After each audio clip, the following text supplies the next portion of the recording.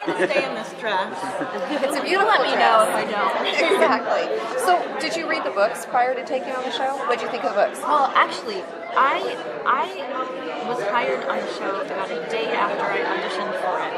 But I had enough time to read like a good half to 3/4 of the first book because I like devoured. They auditioned 30,000 Fijis apparently.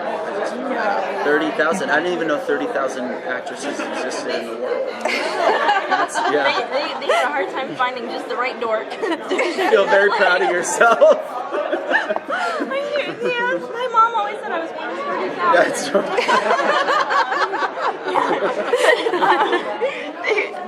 That's really interesting to know. When I first looked at the project before I even read the script, just the description, I was like, that's me. And then when I read the script, I was like, well, that's totally me. And then I started reading the book, and I was like, that's like 100%. This is me. This is me. This is me. This is insane.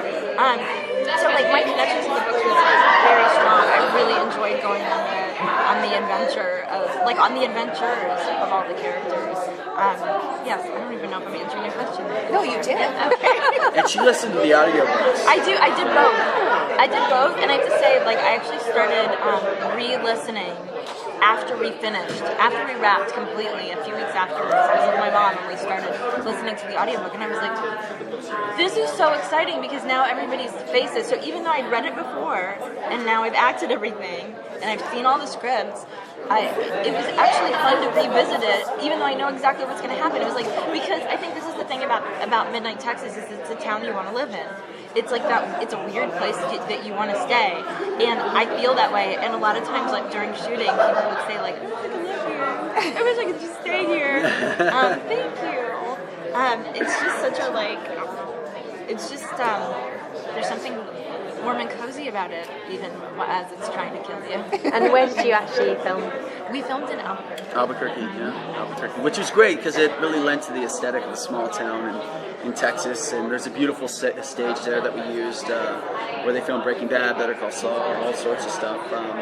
So yeah, we built the replicate of. We shot in a town called Las Vegas, New Mexico, for our exteriors, and we actually built a replication of the town on the back lot of the studio, and it looked to a T. It was perfect. So yeah, it was really great. We didn't like shooting the exteriors too much because it was really cold in New Mexico. Weather in Albuquerque. It's freezing. It's like desert mountain. It's insane, but it was fun. We got to do a lot of craziness back there. And we had a good time there. Good food, good eats. Yeah, good time. I know. In the panel room, they were talking about red or green chilies. I know. Yeah. That was funny. No one knows what that was. Yeah. I when she said she was from New Mexico and she's like red or green, I was like, she's talking about red or green. Yeah, chilies. absolutely. But other people were like, what the heck is going on? Heck? Yeah. So in the very first episode, at the picnic, your character, Fiji, is kind of like longingly looking at Bobo as he's barbecuing. Yeah. He's a very good barbecuer. That's why. Yeah. She was definitely ogling your barbecuing. I liked the thighs, the chicken thighs that he was doing because I was hungry. So as the season progresses, will we find out some of that backstory? Because there obviously seems like there's a friendship between the two of you. Yeah. It's a deep friendship. Yeah, they're best friends. Yeah, and you're gonna see, like every friendship has its ups and downs. In Midnight Texas, our ups and downs are rather extreme. Yeah. So you're gonna get to see the journey of our friendship, which is really gonna be tested by our pasts. Everybody in Midnight has secrets, and you'd like to think that with your best friends you don't have them, but we probably do. Yeah. And a lot of our scenes are really, really sweet. So sweet. Like, she pulls me off the edge so many times, and she brought you breakfast. I know, but like as the series progresses, she does more. I'm an amazing friend. Yeah, she makes a great shepherd's pie as well. Bobo loves her cooking. He's sucker for her cooking, and the quickest way to a man's heart is through food. It's not working. Like, he has no idea how I feel about him, and for an extremely good reason that you're gonna find out. Like, I don't want to say why he doesn't know, but you find out later on. You'll find out. Yeah. We don't want to spoil too much, but we loved working off of each other, and the relationship that they developed for these two characters was really great to play and really sweet. So Bob is going to put on weight then during the show. He's gonna what? Put on weight then during the show. Well, he also Please don't does do a lot that of, to me. Oh my God. He does a lot of hard work, and he works off all the things I bake him. It's fine, and Putting up things on the high shelves in the pawn shop. Yeah, and maybe some of your secret dealings. Oh yeah. Maybe. Bobo's pretty shady. There's some shadiness with his There's past. some shadiness. Yeah. Everybody's got it at midnight. And the thing is, it's like, what I think is really interesting about the way that Midnight Texas is written, the books and the series, is like these things, these challenges that we're having are things that you can really look at in the lives that we live in reality and go like, oh, okay, when you find something out about somebody that's not what you expected, not what you wanted to know, like, can you come back from that? Well, I think Fiji really puts Bobo on a pedestal that maybe he doesn't deserve.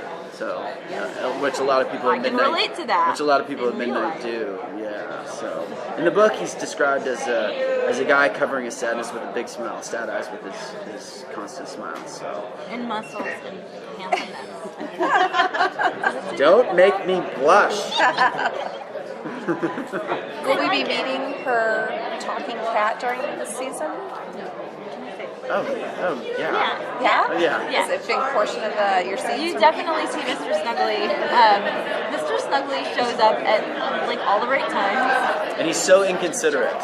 He's a jerk.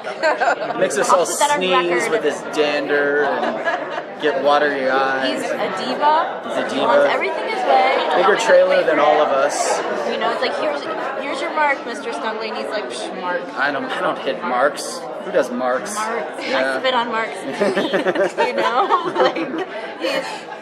But he's handsome too. He's very handsome. He's a Handsome very cat. handsome cat. He chooses food. I relished my scenes He with has him. good qualities. Yeah. He's not the nicest to me. No. And that's the thing. That's the fun of Mr. Snuggly in this relationship. Because all cats are snarky, right? Yeah, and he wasn't a chosen cat. He was a gifted cat. Yeah. And so Fiji also, gets to deal with him, and there's a lot of love there. Sometimes you just want to stick your tongue out. I'm sorry. About Bobo and his fiance as the season begins, what his state of mind is at the beginning of the season. Well, she's the beginning of the season. She's already been missing, I think, for like 2.5 weeks, and she just disappears mysteriously. And he's worried. He doesn't know what the heck's going on. But they had a big fight, a big blowout. So he thought she might have just left town. That's why he tries to enlist Manfred with his psychic abilities to help him find her. And then when she's died, he's devastated. Got punched, but at the same time, he starts to figure out that maybe she wasn't there for love. She wasn't. There were some nefarious reasons as to why she kind of. Was in his life, so and then it just progresses from there. Is that going to stick with him throughout the season? Like a big what part of the happened, season? the Yeah, truth? Is that gonna stick with him? yeah, absolutely. Yeah, it's there's a crazy reveal later on in the season, but yeah, it definitely sticks with him. But Fiji's usually always there to comfort him as well. And she's also terribly grieved by the death of his fiance. She's so happy about it. Fiji didn't trust her from the start, so yeah. Do we learn during this season why they have all chosen to move to Midnight Texas? I think so. Yeah, absolutely.